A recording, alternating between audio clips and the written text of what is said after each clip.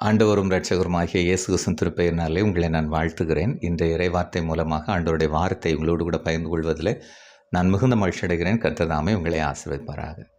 இன்றைய நாளுக்கான இறைவார்த்தை யாத்ராகமம் 4ஆம் அதிகாரத்தை கையில் எடுத்து வைத்துக் கொள்ளுங்கள்.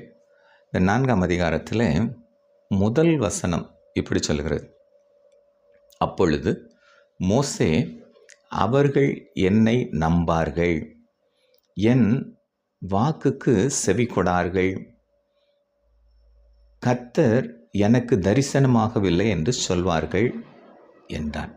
மோசேயை குறித்து சொல்லப்படுகிறது, என்னை இஸ்ரவேல் மக்கள் நம்ப மாட்டார்கள், என்னுடைய வார்த்தைக்கு அவர்கள் செவி கொடுக்க மாட்டார்கள், அது மாத்திரமல்ல கர்த்தர் எனக்கு தரிசனமாகவில்லை என்று சொல்வார்கள் என்று சொல்லுகிறான்.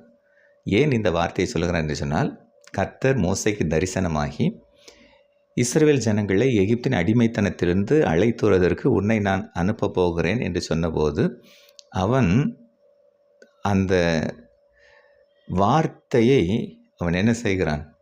தள்ளி போடுகிறான். தான் போக வேண்டாம் என்பதற்காக நான் அதற்கு பாத்திரம் அல்ல அப்படி சொல்கிறான்.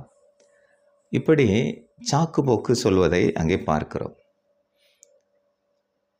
இந்த 4ஆம் அதிகாரத்தில் ஒரு 3 அற்புதம் அங்கே நடைபெறுகிறது. எதற்காக இந்த 3 அற்புதங்களும் அப்படின்னா, முதலிலே தன்னை அனுப்புகிற தேவன் யார் என்பதை மோசே புரிந்து கொண்டால்தான் தைரியமாக அவன் செல்வான். எனவே மோசேக்கு முதலே தன்னை யார் என்பதை தெரிவிக்கிறார். எப்படி தெரிவிக்கிறார்? முதல் நீங்கள் பார்ப்பீர்கள் என்று சொன்னால் 2ஆம் வசனத்திலே சொல்லுகிறார், உன் கையில் இருக்கிற கோலை கீழே போடு என்று சொல்லி 2-3 வசனங்களை நீங்கள் பார்க்கலாம். மோசே தன்னுடைய கையில் இருக்கிற அந்த கோலை கீழே போட்ட உடனே அது சர்ப்பமாக மாறுகிறது. இப்பொழுது ஆண்டவர் சொல்லுகிறார், நீ அதனுடைய வாலை பிடி அப்படின்னு சொன்னபோது அது மீண்டும் கோலாயிற்று என்று சொல்லி நாம் பார்க்கிறோம். இதில் என்ன புரிந்து கொள்ளுகிறான் மோசே அப்படின்னா, சர்ப்பம் என்பது இந்த உலகத்தின் அதிபதி. இந்த உலகத்தின் அதிபதியின் மீது அவருக்கு அதிகாரம் இருக்கிறது என்பதை அவன் புரிந்து கொள்ள வேண்டும். அதற்காகத்தான் அங்கே சர்ப்பத்தை அவன் பிடித்தபோது அது மீண்டும் கோலாக மாறுகிறது. எனவே அவர் சகல அதிகாரமும் உடையவர். அதிலும் சாத்தானின் மீது, சாத்தான் சகல தந்திரமுடையவன், இந்த உலகத்தின் அதிபதி, பொய்க்கு பிதா. ஆனாலும் அவன் மீது அவர் ஒருவருக்குத்தான் அதிகாரம் இருக்கிறது என்பதை அவனுக்கு புரிந்து கொள்வதற்காக அந்த முதல் அற்புதம் அங்கே நடைபெறுகிறது. 2வது நீங்கள் பார்ப்பீர்கள் என்று சொன்னால், 6ஆம் வசனத்தில் அவனுடைய கை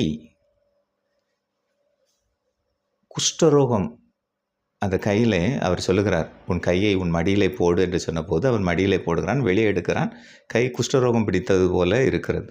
இப்போ மறுபடியும் அவர் சொல்கிறார், உன் கையை பையிலே போடு என்று சொல்லுகிறார். இப்போ எடுக்கிறான், பழையபடி நல்ல கையாக மாறுகிறது.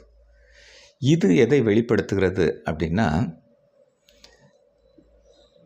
எந்த வியாதியாக இருந்தாலும் சரி தேவனால் குணப்படுத்த முடியும். வேதம் தெளிவாக, அவருடைய தழும்புகளால் குணமாகிறோம். குணப்படுத்தும் ஆண்டவர்.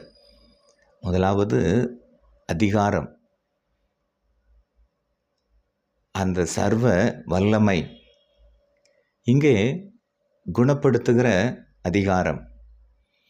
அடுத்து நீங்கள் 9ஆம் வசனத்தை நீங்கள் வாசித்து பார்ப்பீர்கள் சொன்னால், நைல் நதியில் உள்ள தண்ணீரை மொண்டு தரையிலே ஊற்று, அது இரத்தமாக மாறும் என்று சொல்கிறார்.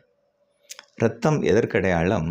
உயிருக்கு அடையாளம் இல்லையா? இரத்தத்தில் தான் உயிர் இருக்கிறது. அப்போ வாழ்வு, மரணம், இவை எல்லாமே யாருடைய அதிகாரத்தில் இருக்கிறது என்று சொன்னால், தேவனுடைய அதிகாரத்திலே தான் இருக்கிறது. அவர்தான் வாழ்வளிக்கிறவர்.